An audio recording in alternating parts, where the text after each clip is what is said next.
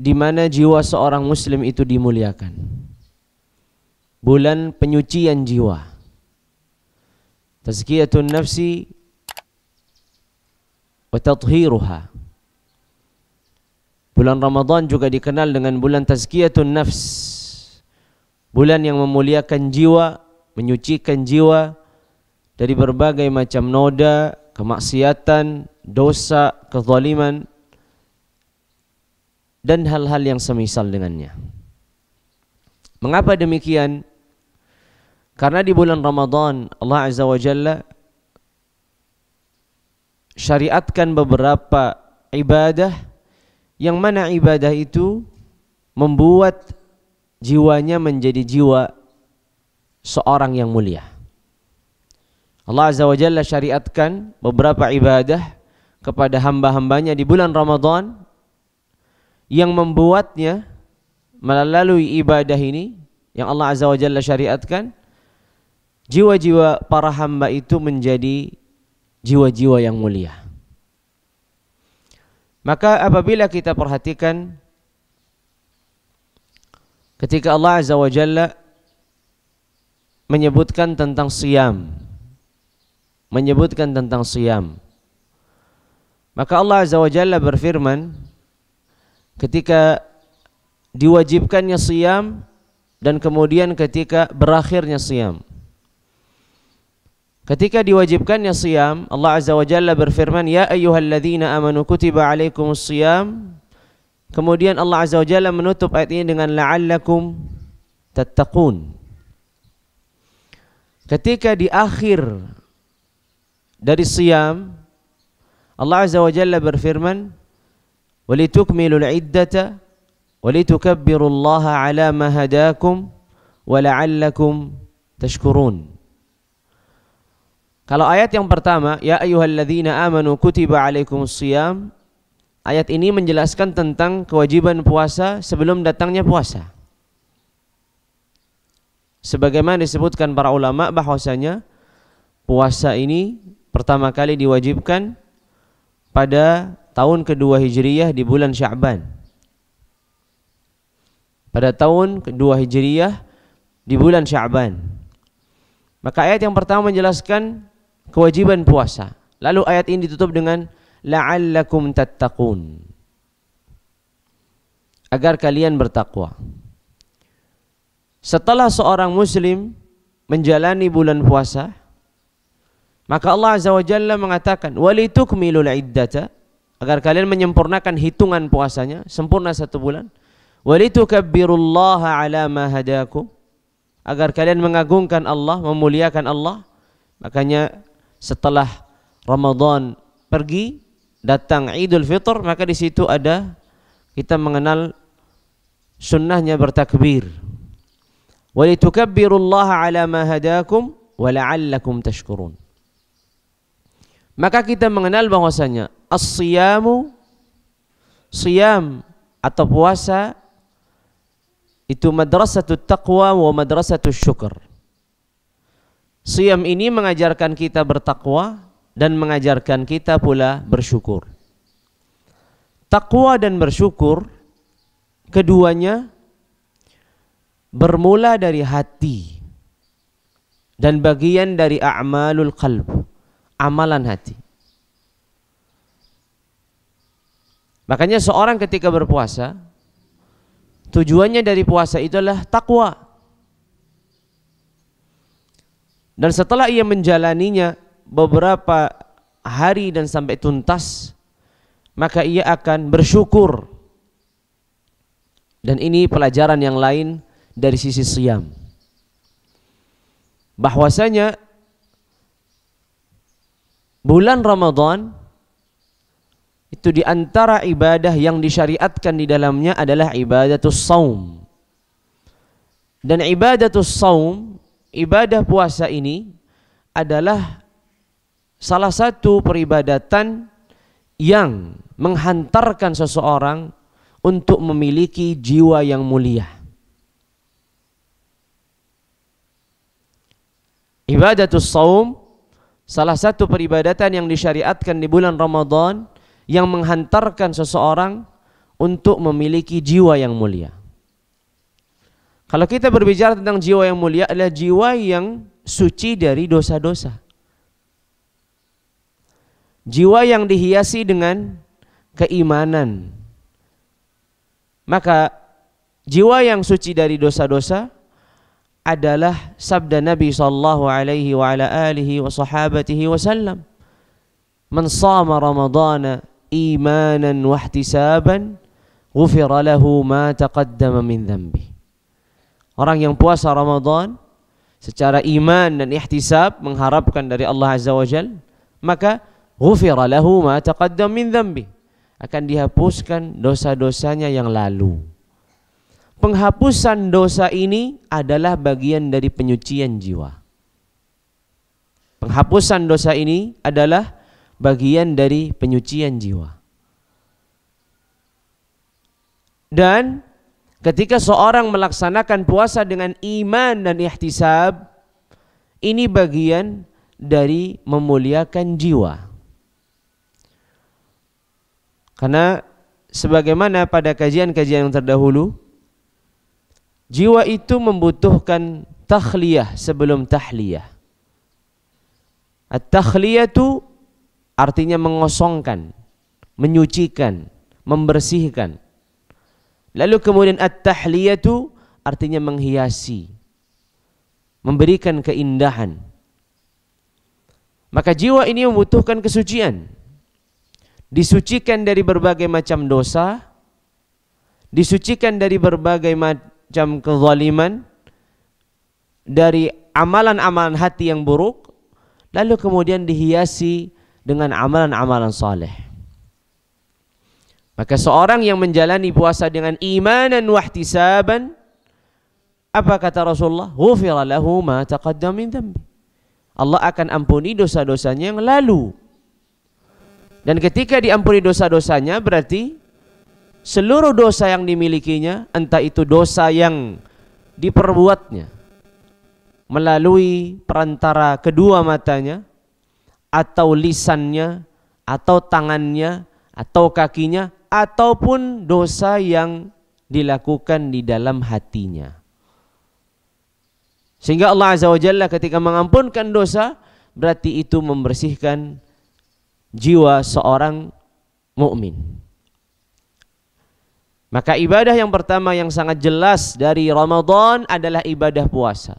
Dan puasa ini menjadi perantara untuk menyucikan jiwa.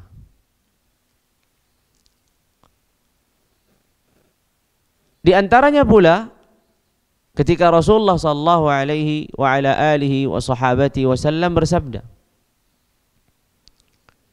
Inna syaitana la yajri majrad dam. Sesungguhnya syaitan ini mengalir dengan alirannya darah. Kemudian ada tambahan hadis, tapi tambahan ini lemah sekali. Fadayyiqu majariyahu bil ju'i wal 'atash.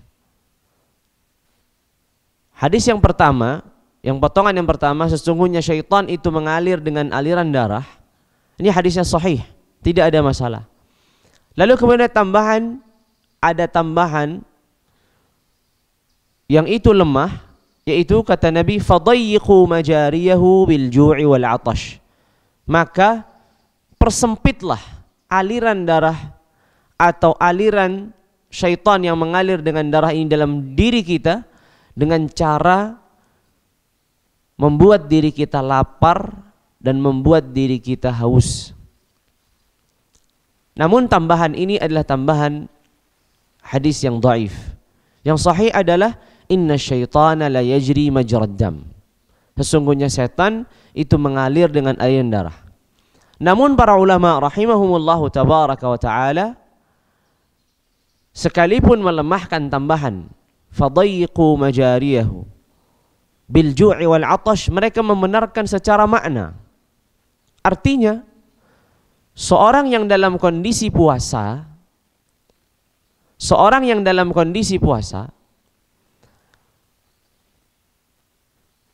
maka aliran darah yang tadinya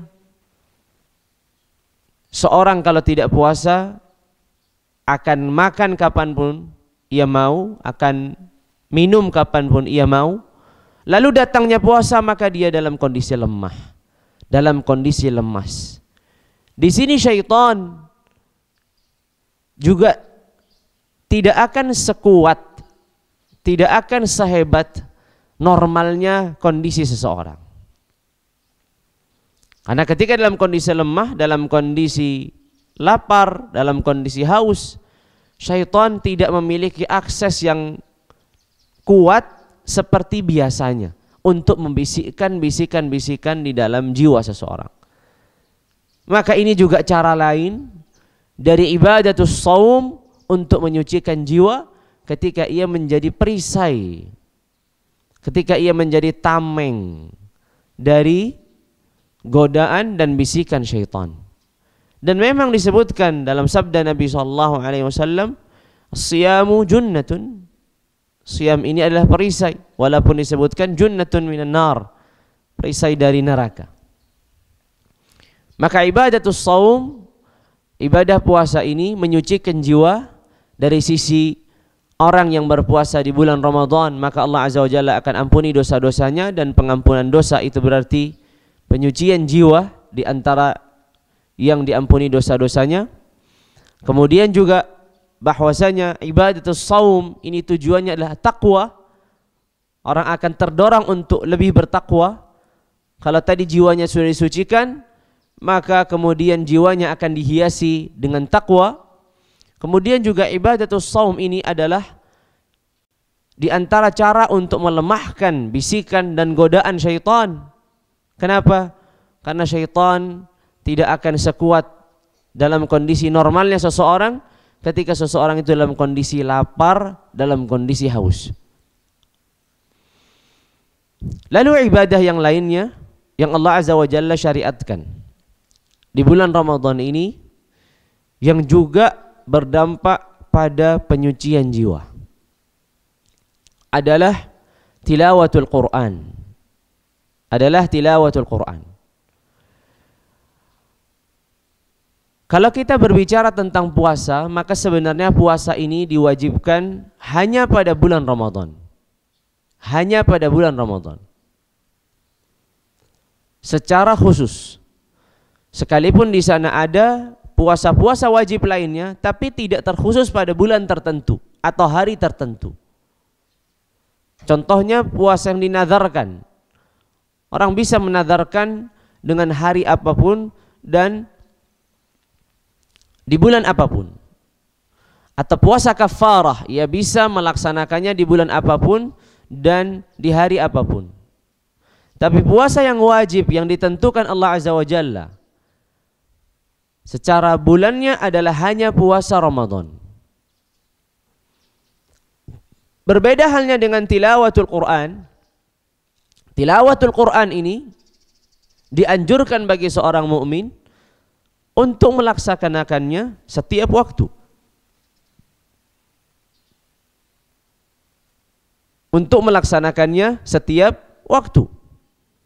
Karena ini adalah kitabu hidayah. Inna hadzal Qur'ana yahdi lillati hiya aqwam. Maka kitab hidayah ini tidak bisa ditinggalkan dalam satu waktu dan digunakan di waktu lain. Dia selalu menjadi pedoman hidayah setiap saat. Namun yang perlu kita ketahui bahwasanya Al-Quran dengan Ramadan itu memiliki hubungan yang sangat kuat. Al-Quran dengan Ramadan itu memiliki hubungan yang sangat kuat. Kenapa? Karena Al-Quran diturunkan di bulan Ramadan. Hubungan Al-Quran yang sangat kuat ini sangat tampak dalam firman Allah Azza wa Jalla ketika Allah berfirman, "Syahrul Ramadan alladzi unzila fihi al-Qur'an. Hudal lin-nasi wa bayyinatin minal huda wal furqan." Allah tidak sifati Ramadan ini dengan syahrul Ramadan alladzi furida fihi as-siyam, yang diwajibkan di situ siyam, atau syahrul Ramadan alladzi syuri'a fihi al-qiyam, yang disyariatkan di situ qiyam. Tapi Allah mensifati syahrul Ramadan alladzi unzila fihi al-Qur'an hudal lin-nasi wa bayyinatin minal huda wal furqan. Faman syahida minkumus syahra falyasum. Ramadan ini diturunkan dalamnya Al-Quran. Karena Al-Quran diturunkan dalamnya, maka bulan ini menjadi bulan yang mulia. Karena bulan ini menjadi bulan yang mulia, maka syariat puasa ditentukan di situ. Jadi begitu urutannya. Puasa sebelum disyariatkan, Al-Quran sudah terlebih dahulu turun. Puasa sebelum disyariatkan, Al-Quran sudah lebih terdahulu turun. Jadi hubungan Ramadan dengan Al-Quran jauh lebih lama ketimbang Ramadan dengan siam. Sekali lagi, hubungan Ramadan dengan Al-Quran lebih lama, lebih duluan ketimbang hubungan Ramadan dengan siam. Puasa kapan disyariatkan tadi? Pada tanggal atau pada tahun 2 Hijriyah di bulan Sya'ban. Sedangkan Al-Quran diturunkan Allah Azza wa Jalla semenjak Rasulullah SAW di Makkah.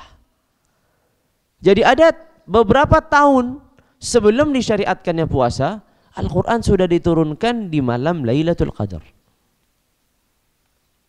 Makanya Allah dahulukan Syahrul Ramadan alladzi unzila fihi al-Qur'an hudan lin-nasi wa bayyinatin minal huda wal furqan faman syahida minkumus syahra falyasum.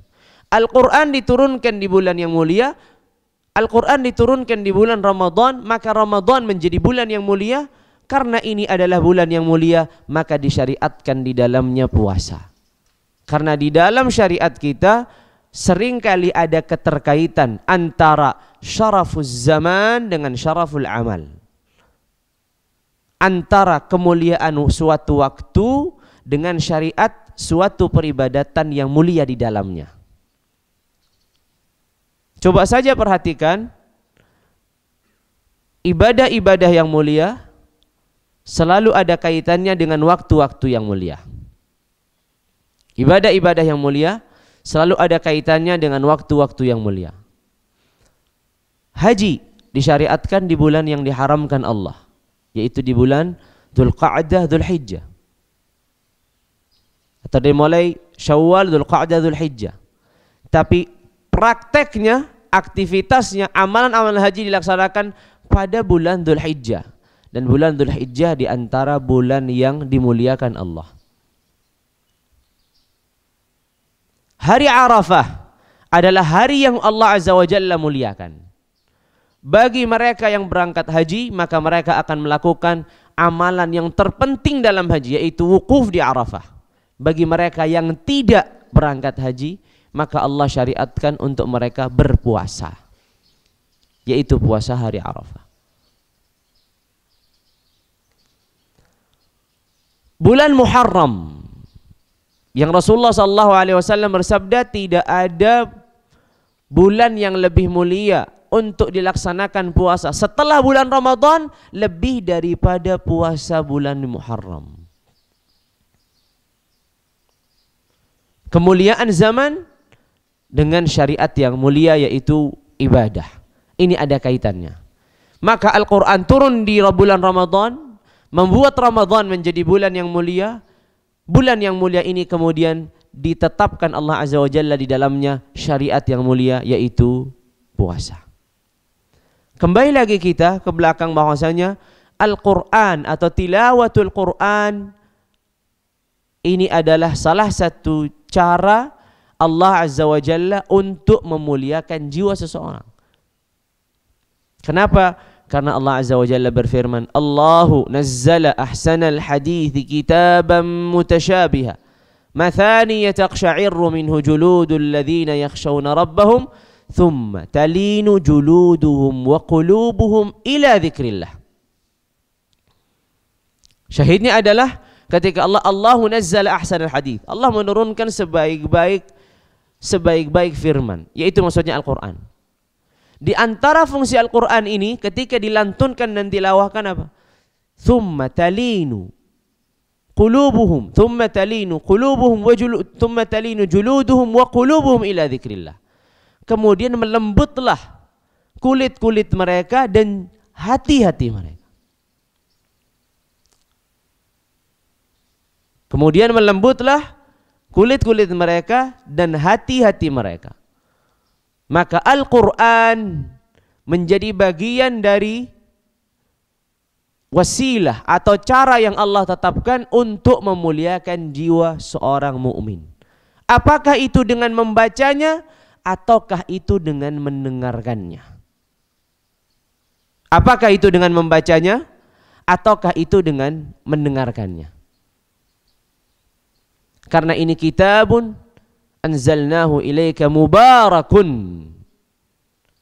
Karena ini kitab yang mubarak, kitab yang memiliki kebaikan yang banyak bagi yang membaca ataupun bagi yang mendengar.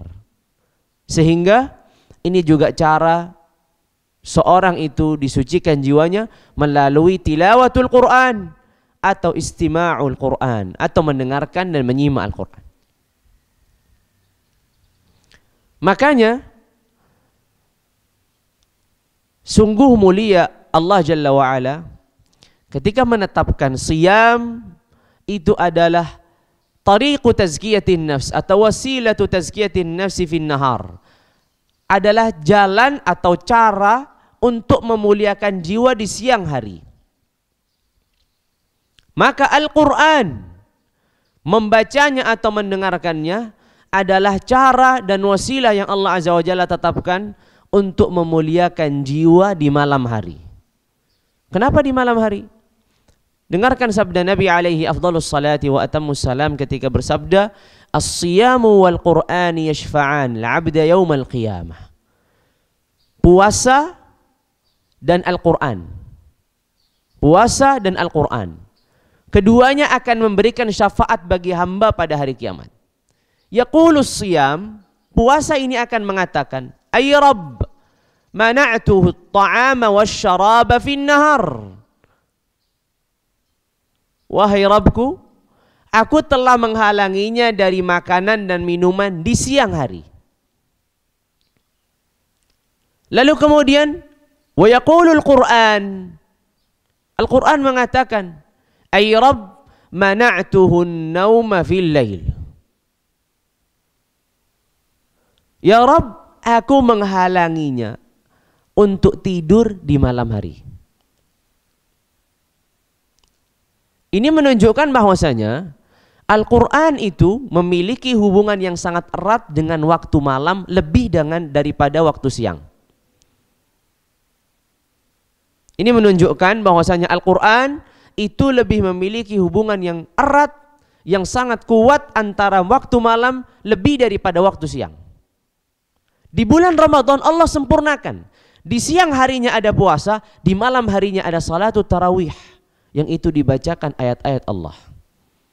Bukan hanya 2 rakaat seperti salat subuh, atau 3 rakaat seperti salat maghrib, atau 4 rakaat seperti salat isya, yang kita juga selalu mendengarnya di 2 rakaat pertama.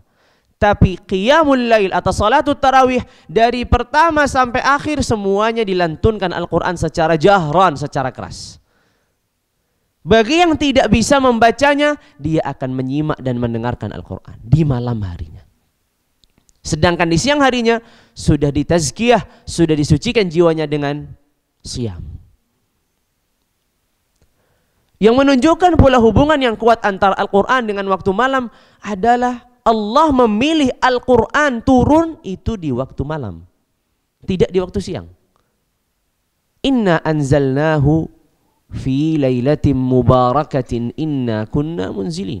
Inna anzalnahu fi lailatul qadr.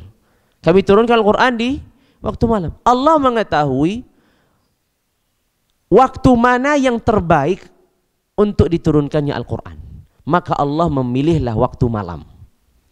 Sehingga ini juga pelajaran bahwasanya Al-Quran itu memiliki hubungan yang sangat kuat dan lebih diutamakan ketika seseorang membacanya di malam hari lebih daripada ketika membacanya di siang hari.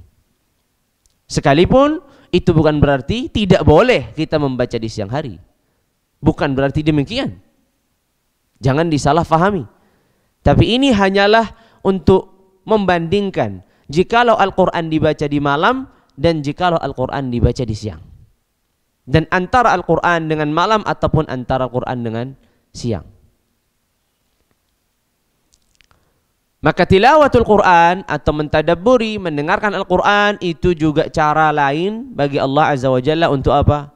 Untuk menyucikan, membersihkan, memuliakan jiwa seorang hamba. Taib.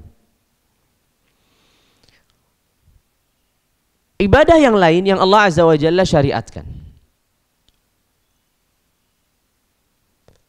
sekalipun ibadah ini bukan khusus pada bulan Ramadan. Sekali lagi, kalau puasa tadi memang ibadah yang khusus disyariatkan pada bulan Ramadan dengan kewajibannya. Karena kalau puasa-puasa sunnah banyak di luar bulan Ramadan, tapi yang wajib hanya berlaku pada bulan Ramadan. Kalau tilawatul Quran tidak hanya pada bulan Ramadan, tapi yang indahnya di bulan Ramadan adalah Al-Quran itu di malam menjadi penyuci jiwa, dan siyam di siang menjadi penyuci jiwa, sehingga saling melengkapi. Dan ini membuktikan sabda Nabi SAW yang tadi yang disebutkan, bahwasanya Al-Quran dan siyam akan datang keduanya memberikan syafaat kepada hamba. Digabungkan antara siyam dan Al-Quran, karena mereka keduanya saling melengkapi. Di sini ada ibadah yang lain yang juga menghantarkan seseorang untuk menyucikan jiwanya, yang disebutkan dalam hadis Ibnu Abbas radhiyallahu taala anhu arda. Ibnu Abbas radhiyallahu taala anhu arda berkata, "Kana Rasulullah sallallahu alaihi wasallam ajwadun nas." Atau ajwadan nas. Rasulullah SAW dahulu adalah manusia yang paling dermawan. Wa ajwadu ma yakunu fi Ramadan. Dan paling dermawannya Nabi itu pada bulan Ramadan. Makanya para ulama menyebutnya Ramadan ini bukan hanya syahrul siyam dan syahrul Quran, tapi juga syahrul karam, syahrul sadaqat. Bulan yang disyariatkan untuk berbanyak bersedekah. Kenapa? Karena itulah yang dilakukan Nabi. Rasulullah adalah manusia yang paling dermawan. Ajwadu minar rihil mursalah.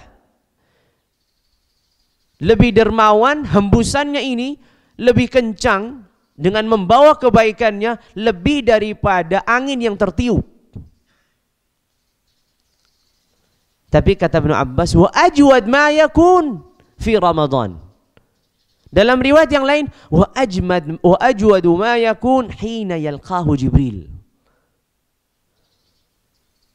Secara lebih khusus lagi, kedermawanan Nabi itu di bulan Ramadan lebih khusus lagi setelah bertemu dengan Jibril. Kenapa? Apa yang dilakukan dalam pertemuan ini? Kan disebutkan dalam hadis yang lain atau athar yang lain bahwasanya Jibril itu selalu menjumpai Rasulullah di malam-malam Ramadan. Lihat sekali lagi, di malam. Untuk apa?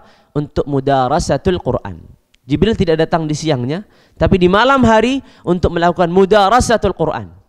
Dan mudarasatul Quran yang disebutkan para ulama, dan ini adalah tingkatan yang paling mulia yang dilakukan seorang hamba ketika di bulan Al-Quran, yaitu bulan Ramadan. Bagaimana caranya mudarasatul Quran? Mudarasatul Quran itu seorang membaca, kemudian yang lain mendengarkan, kemudian yang lain ini yang tadi mendengarkan membaca kepada yang telah membacanya terlebih dahulu.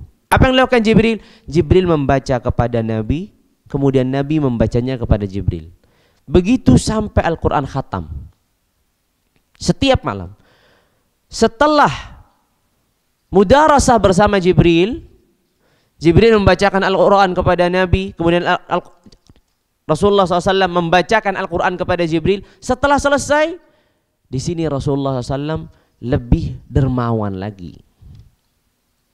Begitu disebutkan, wa ajwadu ma yakunu hina yalqahu Jibril. Dan Rasulullah menjadi lebih dermawan lagi ketika selesai bertemu dengan Jibril. Ini juga ada kaitannya bahwasanya Al-Quran atau amal salih itu membukakan pintu amal soleh yang lain. Setelah Rasulullah SAW mudarasatul Quran di malam harinya, kemudian Rasulullah SAW menjadi manusia yang lebih dermawan daripada biasanya. Setelah Rasulullah SAW bertemu dengan Jibril di malam harinya, kemudian Rasulullah menjadi manusia yang lebih dermawan daripada malam harinya. Dan kalau kita melihat dari zahirnya, di sini nampaknya Rasulullah SAW menjadi dermawan setelah bertemu dengan Jibril, dan bisa jadi itu di malam hari. Dan ini membenarkan ayat Allah Azza wa Jalla, in tubdus sadaqati fa ni'immahi wa in tukhfuha wa tu'tuha al-fuqara fa huwa khairul lakum. Kalau kalian menampakkan sedekah itu sesuatu yang mulia. Tapi jikalau kalian menyembunyikan sedekah itu, maka itu lebih baik untuk kalian. Makanya sadaqatus sir tudfi'u ghadabar rabb. Sedekah yang dilakukan secara diam-diam, secara sembunyi-sembunyi, itu akan memadamkan kemarahan kemurkaannya Allah. Sadaqatus sir tudfi'u ghadabar rabb. Memadamkan kemarahan dan kemurkaannya Allah. Kenapa? Karena sedekah yang dilakukan secara diam-diam dan sembunyi itu jauh daripada riya, jauh daripada ingin dipuji, ingin dilihat dan seterusnya. Hanya murni untuk Allah Azza wa Jalla semata. Dari sisi mana sedekah ini menyucikan, memuliakan jiwa? Tadi kita mengetahui bahwa sedekah ini disyariatkan di Ramadan lebih daripada di bulan-bulan yang lain. Mengapa? Karena Rasulullah SAW lebih dermawan lagi ketika datangnya Ramadan dengan pemberian kebaikan-kebaikan yang diberikan kepada umatnya.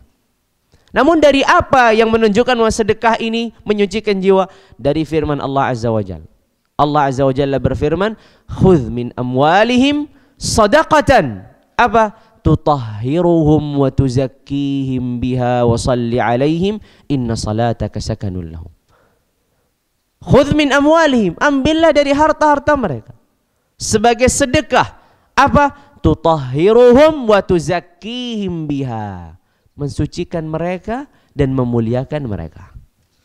Berarti az-zakat atau as-sadaqat, zakat ataupun sedekah, itu cara lain untuk menyucikan dan memuliakan jiwa seorang hamba. Dan itu kapan datangnya? Lebih-lebih lagi tampak ketika Ramadan. Kenapa? Karena di bulan Ramadan disyariatkan seorang memperbanyak sedekahnya. Semakin banyak sedekahnya, maka di situ pula akan semakin banyak dosa-dosa dan semakin dihiasi pula jiwanya ini dengan kebaikan. Karena tadi Allah Azza wa Jalla khudh min amwalihim sadaqatan tutahhiruhum wa tuzakkihim biha. Dengan sedekah ini mereka jadi suci, dengan sedekah ini mereka menjadi mulia. Maka sekali lagi, puasa mensucikan jiwa seorang. Tilawatul Quran atau menyimak Al-Quran juga menyucikan jiwa seseorang. Lalu kemudian hari yang berikutnya adalah apa? Selanjutnya adalah sedekah juga menyucikan jiwa seseorang. Masih adakah peribadatan yang membuat jiwa seseorang suci? Tentu masih ada di bulan Ramadan. Salatul tarawih. Ibadah salatul tarawih, di mana Rasulullah sallallahu alaihi wasallam bersabda, "Man qama Ramadana imanan wa ihtisaban ghufira lahu ma taqaddam min dhanbi." Salatul tarawih hanya ada berlaku syariat ini di bulan Ramadan. Tidak berlaku pada bulan-bulan yang lain. Salatul tarawih ini berkaitan pada malam-malam Ramadan. Dan Rasulullah SAW bersabda, orang yang qiyam di bulan Ramadan, para ulama menafsirkan qiyam di sini ada salatul tarawih. Apa? Ghufira lahu ma taqaddam imanan wa ihtisaban, karena keimanannya, karena harapannya kepada Allah Azza wa Jalla, maka apa? Ghufira lahu ma taqaddam min dhanbi. Ini adalah ibadah lain untuk memuliakan dan mensucikan jiwa seorang, yaitu apa? Salah. Salat adalah ibadah yang Allah Azza wa Jalla syariatkan, terkhusus pada bulan Ramadan atau di bulan-bulan yang lainnya. Naam, di bulan-bulan yang lainnya kita disyariatkan salat 5 waktu dan salat-salat sunnah yang lain. Tapi di bulan Ramadan, salat-salat sunnah yang disyariatkan di luar bulan Ramadan juga disyariatkan di Ramadan, ditambah lagi dengan satu salat yang kita kenal dengan salatut tarawih. Dengan mau mendengarkan Al-Quran di salat tarawih, itu cara memuliakan dan mensucikan jiwa. Dengan kita melaksanakan salat tarawih juga demikian. Karena tadi Rasulullah bersabda apa? Man qama ramadhana imanan wahtisaban ghufira lahu ma taqaddam min dhanbi. Disucikan atau dihapuskan dosa-dosanya yang lalu. Dan itu tujuan. Bagaimana cara mensucikan jiwa? Dengan menghapuskan dosa-dosa, noda-noda yang ada dalam jiwa. Dengan cara apa? Dengan salat tarawih. Dan di sana ada hadis yang lebih umum lagi ketika Rasulullah SAW bersabda, "Was-salatu nur." Salat itu cahaya. Kalau salat tarawih secara khusus itu menghapuskan dosa seorang yang melaksanakan salat tarawih, maka ada hadis yang menjelaskan secara umum bahwasanya as-salatu nur, salat itu cahaya. Cahaya bagi jiwa seorang, cahaya bagi keseharian kehidupan seseorang. As-salatu nur, cahaya bagi alam barzakh seseorang. Makanya salat tarawih secara khusus ini juga cara lain dari Allah Jalla wa Ala untuk memuliakan jiwa seseorang. Untuk memuliakan jiwa seseorang. Di antara ibadah yang lain yang disyariatkan, dan itu juga cara lain Allah Azza wa Jalla memuliakan dan mensucikan jiwa seseorang, adalah berdoa atau doa. Kenapa doa? Bukankah doa juga disyariatkan di luar Ramadan? Iya, doa disyariatkan di luar Ramadan. Namun di Ramadan doa ini memiliki keistimewaan yang lain. Kenapa? Karena di luar bulan Ramadan, waktu-waktu ijabah atau waktu-waktu yang dikabulkannya doa itu sangat terbatas. Namun ketika datangnya Ramadan, waktu-waktu dikabulkannya doa itu menjadi sangat banyak dan durasinya sangat panjang. Kenapa? Karena Rasulullah SAW bersabda, "Thalathatun la turaddu da'watuhum." 3 orang yang tidak ditolak doa mereka. Di antaranya as-saimu hatta yuftir, seorang yang puasa sampai ia berbuka.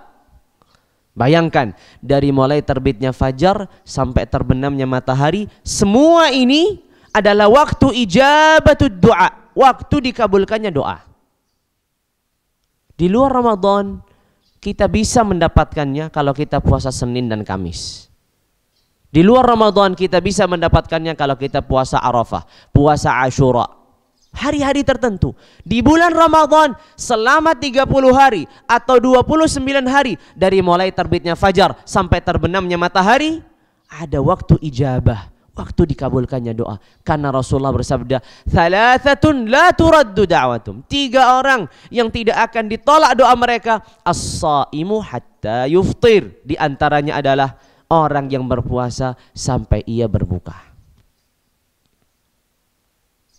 Pertanyaannya, berarti di sini doa sangat dianjurkan di bulan puasa karena memang 30 hari atau 29 hari, kalau kita menghitung waktu saja, setiap hari anggap saja 10 jam.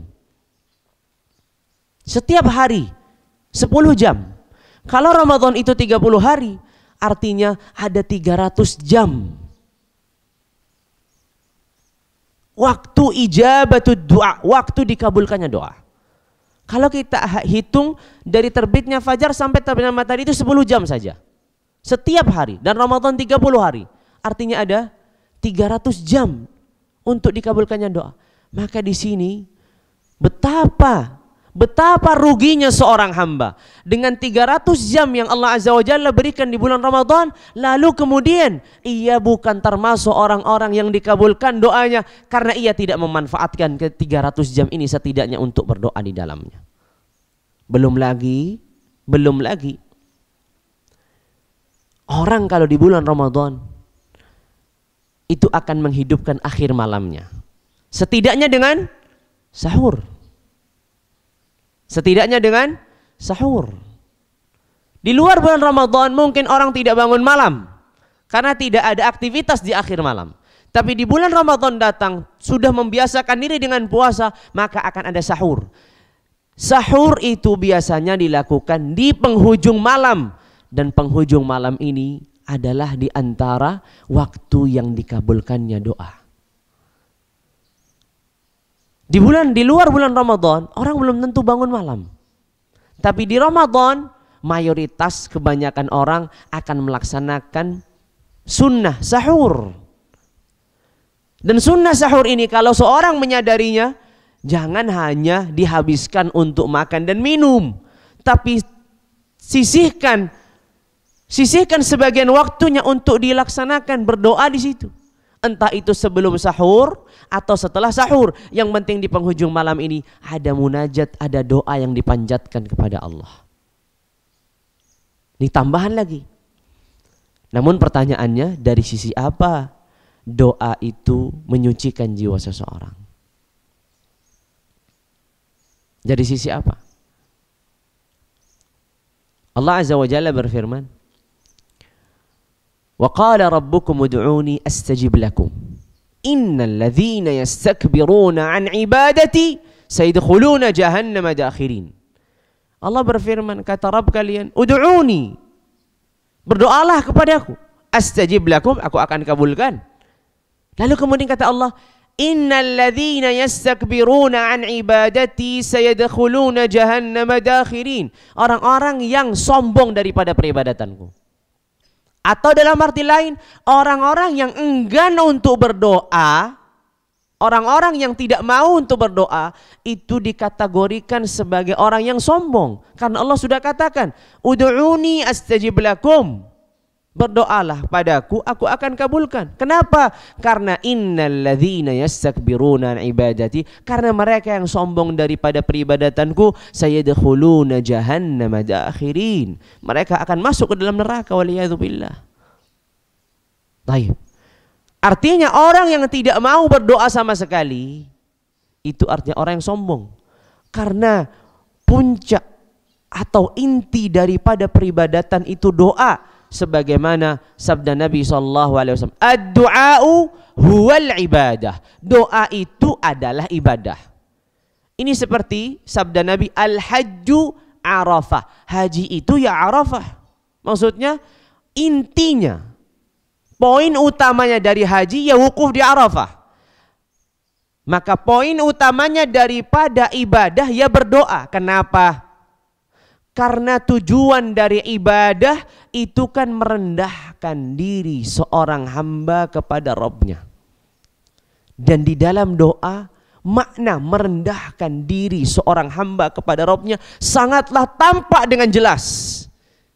Karena ia sedang bermunajat, sedang merengek, sedang meminta, ya Allah, aku seorang hambamu yang lemah, aku memerlukan dirimu, aku memerlukan rizkimu, aku memerlukan ampunanmu. Merendahkan diri ini, itu adalah maksud dari ibadah. Dan itu sangat tampak dalam doa seorang hamba. Makanya dalam sholat pun, tempat yang paling dekat antara seorang hamba dengan Rabbnya ada tempat yang paling rendah.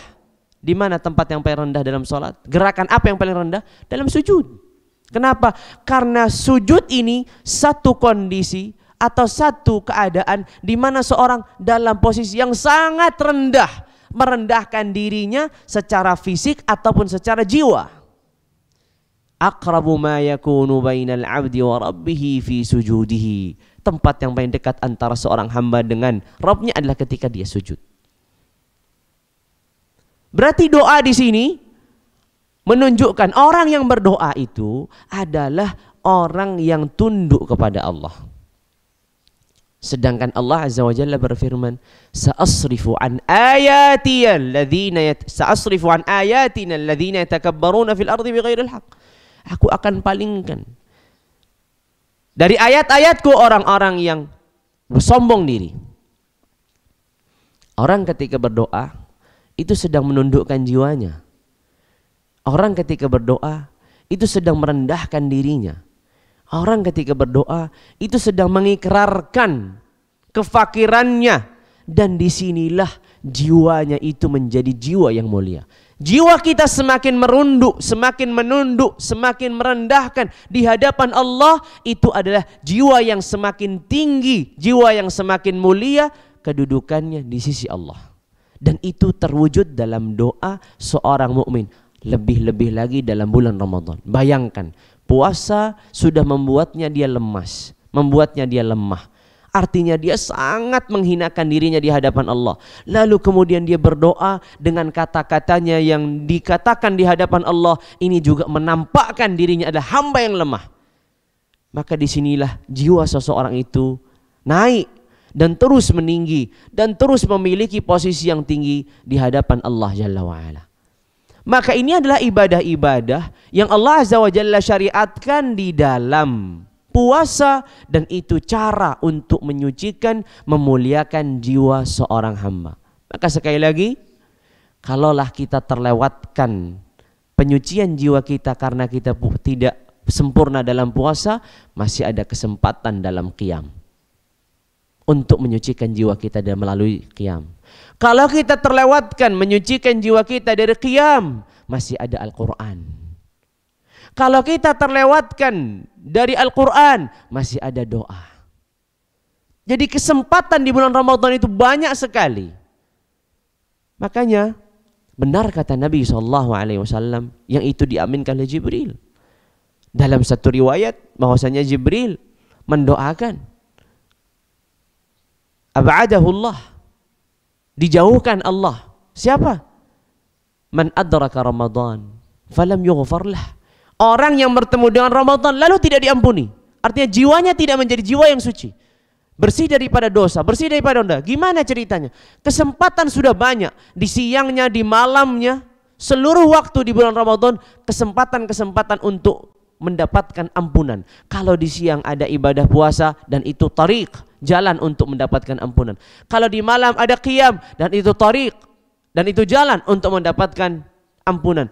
Begitu juga ada doa di siang ataupun di malam, itu juga tariq untuk diampunkan dosa-dosanya. Juga ada sedekah, itu juga tariq untuk diampunkan dan disucikan jiwanya. Kalau semua ini tidak membuat dirinya diampuni dosanya, maka benar kata Nabi, ini adalah orang yang celaka, orang yang hina. Bertemu Ramadan puluhan tahun, setiap tahun bertemu, dan setiap pertemuan itu tidak membuat dirinya tersucikan jiwanya, maka ini sebagaimana disabdakan Nabi SAW, raghima anfun man adraka Ramadan thumma lam yaghfar lah. Orang itu hina, seorang yang bertemu dengan Ramadan lalu tidak diampuni dosa-dosanya. Maka inilah hal-hal yang kita ketahui bersama, bahwasanya Ramadan itu selain bulan Quran, bulan Siyam, bulan sedekah, bulan qiyam dan yang lainnya, maka Ramadan itu adalah syahru tazkiyatin nafsi atau syahru tazkiyatin nufusi wa tathiruha atau tathhiriha. Syahr atau bulan dimuliakan jiwa dan disucikan jiwa, karena Allah mensyariatkan ibadah-ibadah yang itu membuat jiwa seseorang itu menjadi jiwa yang suci. Semoga apa yang saya sampaikan pada kesempatan pada pagi hari ini bermanfaat bagi kita semua, dan semoga kita termasuk orang-orang yang diberikan taufik, hidayahnya, inayahnya, kemudahannya untuk bertemu dengan Ramadan, bukan hanya sebatas bertemu, namun juga mengisi Ramadan dengan berbagai macam peribadatan, siyamnya, qiyamnya, doanya, tilawatul Qur'annya, sedekahnya, dan berbagai macam ibadah-ibadah yang lain yang kita bisa lakukan di bulan Ramadan. Dan semoga Ramadan tahun ini menjadi Ramadan yang penuh dengan keberkahan, penuh dengan ampunan, penuh dengan kemuliaan, dan kesempatan ini tidak hanya diberikan kali ini, tapi Allah Azza wa Jalla semoga juga terus memberikan kesempatan-kesempatan di bulan-bulan Ramadan yang akan datang, pada bulan tahun-tahun yang akan datang, sampai Allah Azza wa Jalla menutup hayat kita atau akhir kehidupan kita dalam kondisi diridhai oleh Allah, dalam kondisi husnul khatimah.